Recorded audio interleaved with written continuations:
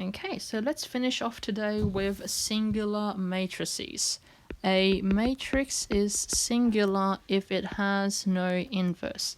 So not every matrix has an inverse.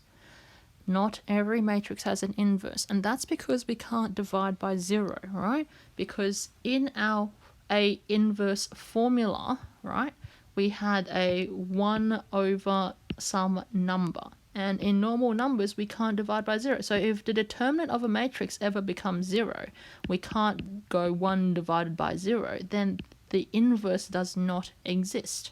So a matrix is singular if it has no inverse. And in particular, if your determinant is 0, then there's no inverse because you can't divide by 0. And therefore, your A is called singular.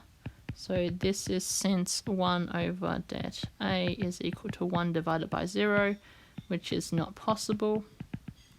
So in other words, a matrix is singular if the determinant is equal to 0. So let's apply that to example 9. What are the values of x if we know for sure that this matrix is singular? Okay, so matrix is singular if the determinant equals 0. Right, we can write that down, that observation. So A is singular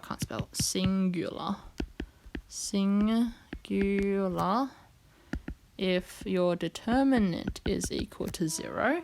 So if we can work out what that determinant is, then we'll be good. So default formula, so determinant, A, B, C, D, is AD minus BC. Okay, so let's apply this to our matrix A, which is x minus 3.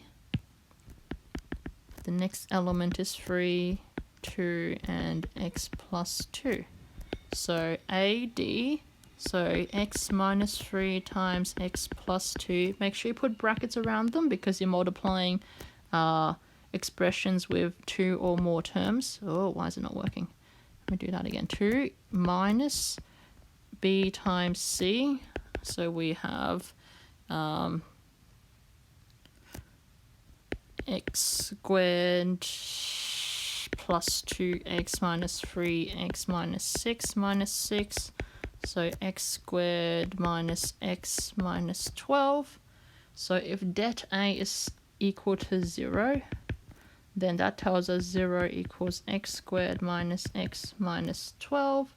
So I'm thinking of two numbers that add to be -1 and multiply to be -12.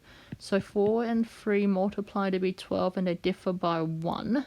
If I make the 4 negative and the 3 positive, so yes, they add to -1 and they multiply to -12. So I can factorize this to become x minus 4 times x plus 3.